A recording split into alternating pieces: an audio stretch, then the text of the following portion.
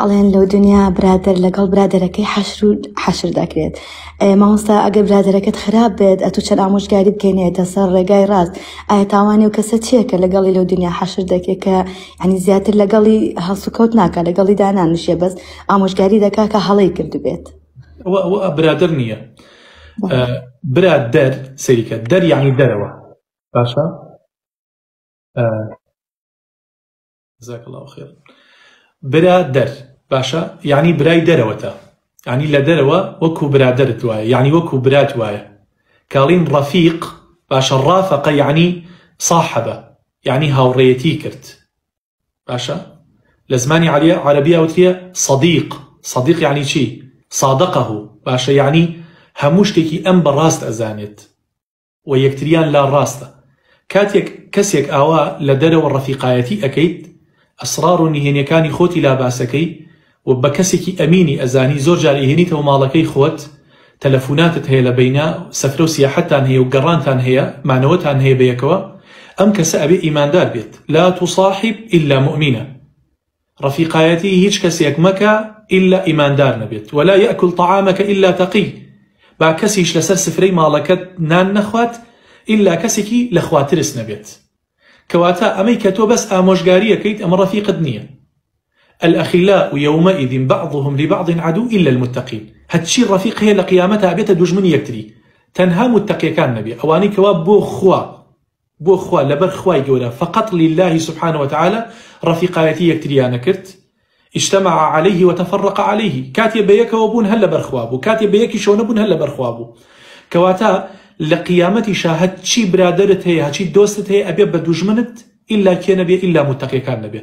کەواتە ئەگە برادێکی متەقی و خواناست هەبوو لە بەهەشتا هەر بەیەکەوە خوای گەورە کۆتان ئەکاتەوە، نابن بە دوژمنی یەکتری. بەڵام ئەگەر برادێکت هەبوو برادەرەکە ڕێگەیەکی خراپی گرتبوو، تۆش ڕێگەیەکی چاکت گرتبوو، ئەوە لە قیامەتە ئەبن بە دوژمنی یەکتری، ئەو بۆ دەزەخ و تۆش بۆ بەهەشت. بەڵام لەو عقوبەیەش ڕزگارت نابێ کە تۆ ڕەفیقایەتی ئەم کەسەت کردووە، ڕەنگە زۆر جار کەوتبێتی تەژێر کاریگەری ئەوەوە. یعنی بۆ نمونە کچێکی باڵاپۆش، باشە کچێکی باڵاپۆش لەگەڵ ئافرەتێکی نیمچەڕوتە لە جامیعە بووتە ڕەفیق. ئەم کچە نیمچەڕوتە کێشەی نییە لەگەڵ کوڕاتیەکەڵ ئەبێت، گاڵتە و گەب لەگەڵ کوڕەکە، نازانم ئیتر سێڵفیان لەگەڵا ئەگرێ و سەفرە سیاحەتیان لەگەڵاکە. ئەم کچە حیجابەش پەیوەست بووە بەم کچەوە، لەگەڵ یا ئەسوڕێتەوە، دیە تەلەفونی بۆ کاتە سەرشانی لە کافتریا بەیەکەوە دائەنیشن، مەبەستم حانوتی جامیعەیە نەک کافتریەکانی ئێستا. باشە ئەوە تۆش یعنی ئەکەویتە بەر شاڵاوی قسەی خەڵک، ئەکەویتە بەر گومانی خراپی خەڵک. ئەڵێن ئەگەر ئەویش خراپ نەبێت ڕەفیقایەتی ئەو ناکات. حتمما ئەویش وایە هەر لە ترسی ماڵەوەی لە چکێکی داوە بەسەریا، لە ترسی ماڵەوەیە خۆی کردووە بە باڵاپۆش. بۆیە ئەبێ زۆر وریابی ڕەفیقایەتی کێکەیت. بۆ نمونە ڕەفیقێکت هەیە مەشروب خۆرە، باشە تۆ لەسەر مێزەکەی دانشی مەشروب ناخۆی، بە سەیری ئەوەکەیت. هەر کەسێ بداتە تەکتان ناڵێ و دوانە مەشروب بخۆن، هەرچەندە تۆ مەشروبیشت نەخواردووە. ئەنجا بۆ نمونە تۆ چەند سوێن بۆ خەڵک بخۆی بڵێ بۆ خوای من مەشروب ناخۆم، بەس لەسەر مێزەکە لەگەڵ یا دانشم، خەڵک باوەڕت پێ ناکات، باوەڕت پێ ناکات. کەواتە دروست نییە، ئاگاد لێ بێ، ئەبێ بزانی کێ خەلیلتە، کێ دۆستە، کێ ڕەفیقتە. چونکە المەرء على دینی خەلیله، هەموو برادەرێ لەسەر دینی برادەرەکەیەتی. فلينظر أحدكم من يخالل. رسول الله صلى الله عليه وسلم فرمووی دەسەیر کەن بزانە ڕەفیقایەتی کیەکە. ئەگەر ڕەفیقەکەت باش بوو تۆش باشە بی، ڕەفیقەکەت خراپ بوو ئاگات لێ بێ، کاریگەری ئەوت بەسەرەوە جێهێڵێت، باوەڕت هەبێت. یعنی ئەگەر نەبیتە جگەرەکەی شەش بۆنی جگەرەکەیت کاڕۆیتەوە، دایک دەڵێ بۆنی جگەرە لێت، خێزانەکە دەڵێ بۆنی جگەرە لێت، یەکسەر ئەزانن جگەرە نەخواردووە، وەڵا نەمخواردووە، بەس ڕەفیقەکەم خواردوەتی. باشە بۆی پێغەمبەری خوا صلی الله علیه و سلم فەرمی برادەری خراپ کە نافیخ الکیر، وەک ئەو وایە ڕەفیقایەتی خەڵکی بکا کە لە کوورەیە ئیشەکات.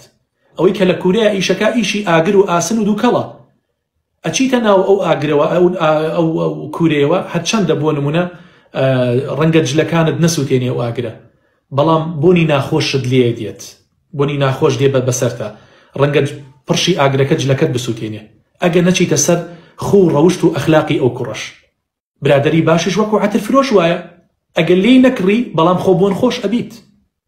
ئیستا ئەم لایڤەی ئێمە بنمونە باشە، تۆ ئەگەر هیچ ئیسفادەیەک نەکەیت شتی خراپی لێەوە فێر نابیت. باشە خانەوادەکان ئەتوانن سەیری ئەم لایڤە بکەن، سەیری ئەم شاشەیە بکەن، چونکە لەم شاشەیەوە شتێکی خراپ ناوترێت، نە ئەوەی دێتە مایک، نصاحبي مایکە کەشکە منم لایڤەکەکە منم بۆیە برادری باش نیعمەتە برادری خراپش سەرەتانە بە 4 دەرەجە چۆن سەرەتان ئەتکوژێ برادرش بە 4 مەرحەلە وردە سستت ئەکا ئەتکوژێت تا ئەوەی کەوا لە ناو خەڵکە ئابڕوو کەرامەتت ئەشکێنێت